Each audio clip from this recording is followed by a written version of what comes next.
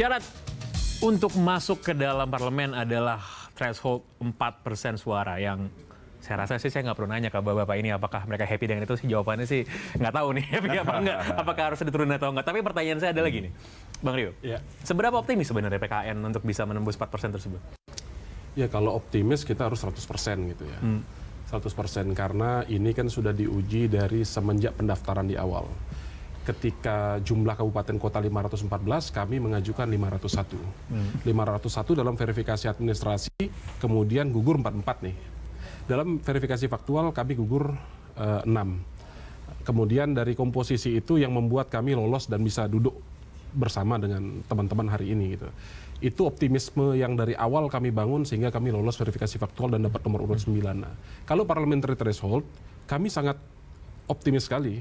Karena kalau kita lihat dari 192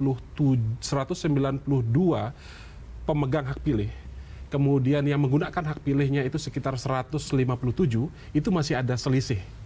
Angka golput ini masih tinggi. Nah, kami mencoba menggarap itu, ceruk itu kami coba garap bersama dengan kekuatan-kekuatan yang sudah kami himpun dan sudah ada kekuatan-kekuatan terdahulu dari partai kita, partai kami ini, itu yang coba kami yakinkan bahwa kita bisa lolos untuk parliamentary threshold. Baik, Bang Said Iqbal. Ya. Kalau kita lihat kan sebenarnya angka buruh di Indonesia itu kan tinggi ya, Mas Said Iqbal. Tapi bagaimana strategi Partai Buruh ini untuk mengkonversi itu ya jadi electoral votes gitu yang bisa membawa Partai Buruh lolos threshold 4%? Yang pertama, anggota Partai Buruh, captive marketnya yang dari saya sebut ada 11 elemen organisasi pelanjut Partai Buruh, kami punya anggota 10 juta, terregister, tercatat, dan bahkan di KSPI bayar iuran. Sehingga kami yakin benar, dari 10 juta itu adalah modal awal. Nah, ada 5 provinsi, nggak usah banyak, dari 34 provinsi, kita ambil 5 saja. Partai Buruh mengambil 5. 1 Jawa Barat, 2 DKI, 3 Banten, 4 Jawa Timur, 5 Kepri, khususnya di Batam. Itu buruh semua. Itu yang membedakan Partai Buruh dengan partai yang ada. Partai Buruh itu ada partai kelas, the working class party. Dia segmentednya ada buruh, petani, nelayan, pekerja informal, buruh migran, pekerja rumah tangga, urban poor, konsorsium, dan kelas-kelas ibu-ibu jamu gendong, mama pedagang sayur. Jadi kelas bawah memang seluruh dunia. Lula sahabat saya ikut kampanyenya. Dia menggarap di situ. Trabalhador itu Partai Buruh Brazil. Dan saya pernah ikut juga kampanye Barack Obama. Kira-kira waktu putaran pertama Obama maju sebagai presiden. Jadi memang Partai Buruh, Labour Party, Social Democrat Party, atau sosialis kiri pekerja di Amerika Latin, dia segmennya di situ. Nah, sekarang mari kita lihat Partai Buruh dari 5. Saya lihat Poltreking ya, satu lembaga survei telah mengumumkan hasil survei sebelum ada pengumuman partai peserta pemilu. Partai Buruh belum dihitung. Saya ambil Jawa Barat, maka saya nggak meleset, hitungan kami tidak meleset. Semoga Allah, Tuhan Yang Maha Kuasa Sang Hyang Widi, memberkati kami ya.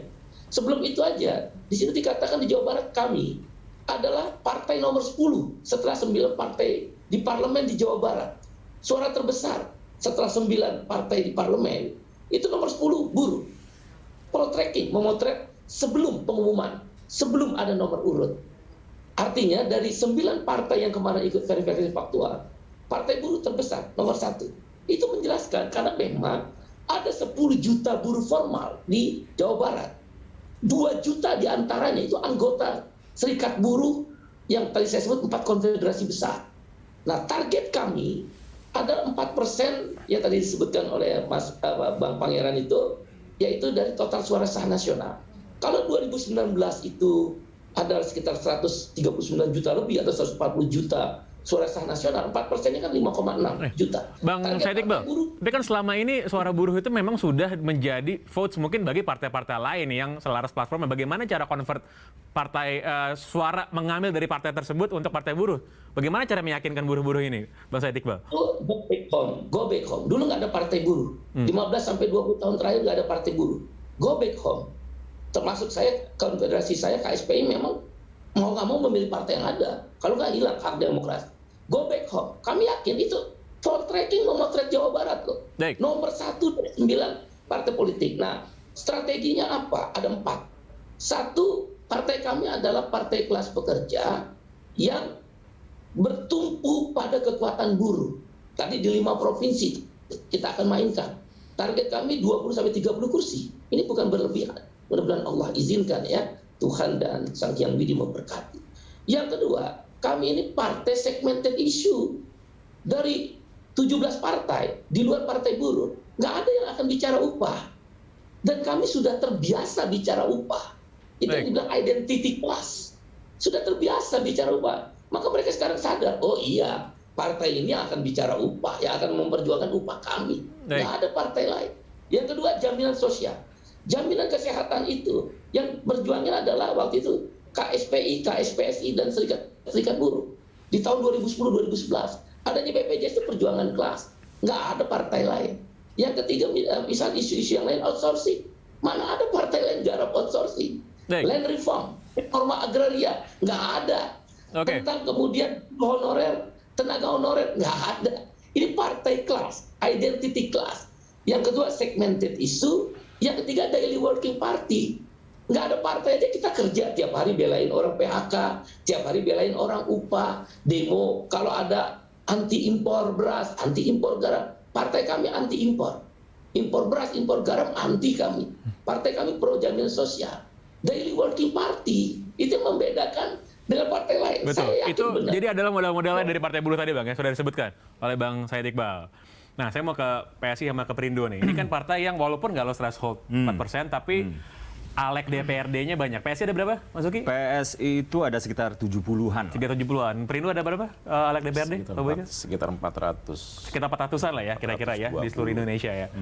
Nah, kalau kita lihat nih, ini kan sebenarnya ceruk suaranya kan, ya saya bisa bilang mirip-mirip lah. Karena pertambahan pemilih itu kan tidak signifikan tiba-tiba ada pemilih baru. Jadi memang harus taking partai lain nih, kan udah pasti segitu matematikanya. Nah, pertanyaan saya buat Bapak ini, Perindo sama PSI ini. Jadi dari suara jenis kalangan apa ini yang ingin diambil agar bisa memenuhi 4% ini? Pak Boyke dulu mungkin. Jadi gini, kita menarik kalau melihat dan perhatikan ya hasil dari kajian CSIS beberapa bulan yang lalu, bahwa sekitar 46% itu ini untuk pemilih milenial ya. Pemilih milenial itu kita bicara bahwa di usia 17 sampai 39 tahun. Nah, 17-39 tahun itu kita anggap di tahun 2024 itu bisa dikonversi sekitar 56%. Jadi kalau 56% kita konversi ke angka itu, ya kalau besok itu sekitar 80 juta, ya sekitar 90 sampai 95 juta. Ini pengen diambil suara milenial ya, Pak? Nggak, itu dulu pertama. Itu berarti suara PSI gitu? Ada yang menarik, bukan. Maksud saya ada yang menarik. Kenapa? Karena regenerasi, baik kepemimpinan, regenerasi pemilih ya, Masuki ya, itu kan nggak mungkin orang tua terus. Betul. Pasti pelan-pelan lama-kelamaan tuh usia-usia muda yang akan mengambil pilihan itu. Lalu yang menjadi ketertarikan kami hasil CSIS itu bahwa 40% itu bicara soal kesejahteraan loh. Itu kita kaget. Bahwa kajian yang diambil CSIS, kita tahu CSIS lah ya, kajiannya cukup luar biasa lah ya, karena ini produk think tank masa lalu. Nah, 40% itu bicara soal kesejahteraan, bicara tentang pengangguran, bicara soal ini, bicara soal ekonomi. Jadi 40% itu bicara soal ekonomi kesejahteraan. Nah, 26% itu bicara soal pekerjaan. Jadi kalau di total sekitar 66% itu bicara soal kesejahteraan, soal ekonomi. Soal ekonomi loh. Nah, bawahnya baru kita bicara soal korupsi ya. Itu di angka Masuki kecil ya, di angka sekitar 14-15%. Itu jadi masalah soal demografi tadi, Pak, sama isu. Ya, ada sinkronasi soal itu, bahwa ke depan ini mau tidak mau bahwa partai politik itu semuanya pasti kampanye soal pemilih milenial ya. Jadi bukan hanya menjadi ceruknya PSI, tapi seluruh partai politik. Coba kita lihat partai politik ketua umumnya kita anggap sudah berumur ya. Itu sekarang gayanya di milenial kan. Ya, semuanya gitu ya. Karena posisi milenial itu pemilih yang sangat signifikan di tahun 2024 secara jumlah. Ya. Nah, itu satu. 54%. 54%. Milenial plus Gen Z. Iya, ya. Itu udah plus ya. Sudah Bagi plus. kita kan oke lah. Di Artinya angka 17, kelahiran 83 dan lebih muda. 30 sampai 39 itu. Baik. Dan bagi saya gini, itu pasar yang mungkin akan diperebutkan, bukan mungkin tapi diperebutkan oleh kita semua. Pasti. Karena di situ bicara soal ekonomi, soal kesejahteraan, soal tenaga kerja, ya, soal pengangguran segala macam. Nah itu satu. Dan kedua kalau kita bicara soal suara, yaitu ada suara floating mass loh, jangan salah. Floating mass itu suara sangat luar biasa. Itu bisa menentukan siapa pemenang, baik itu pemenang di eksekutif maupun di legislatif. Ya. Itu floating mass luar biasa. Kalau bisa memaksimalkan dan mengkapitalkan pemilih floating mass yang kita anggap bahwa mereka yang belum yakin ya, bahwa siapa yang harus dipilih, siapa yang harus dicoblos, itu menjadi pertaruhan dan menjadi perebutan para partai politik. Yang ketiga selanjutnya yaitu kita bicara, sekali lagi harus digarisbawahi, menuju pemilu legislatif, election, yang dilihat sama publik, yaitu personality. Personality soal calegnya. Saya, pemilih Mas Uki, akan melihat Mas Uki sebagai caleg, sebagai personal. Bukan urusan partainya, Pak? Bukan. Okay. Itu hanya tambahan. Personal. Kalau Mas Ukinya partainya bagus, Mas Ukinya nggak bagus, saya nggak akan milih. Tapi ketika saya lihat Mas Ukinya bagus, partainya biasa-biasa aja, orang akan tertarik. Dimulai dari ketertarikan. Jadi menurut Pak Wik, Baru Mas Uki memilih. gimana sebagai caleg nih, Mas?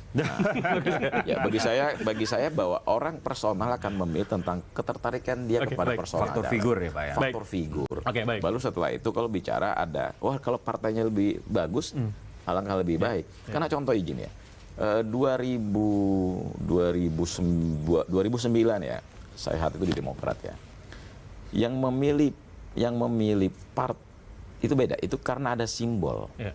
Kalau simbolnya oke Mas ya, tokoh nasional, itu mungkin bisa konversi terhadap caleg-caleg yang ada. Baik. Tapi yang lebih utama yang dipilih adalah figuritas Oke. sebagai seorang caleg. Baik. Nanti kita akan bahas lebih lanjut, Mas Uki. Gimana Siap. ini, apakah kalau PSI sebagai partai anak muda ini tetap anak muda menjadi target suaranya paling besar nanti? Namun jangan dijawab dulu. Siap. Kita akan segera kembali, tetap bersama kami. Dikasih paham. Toilet.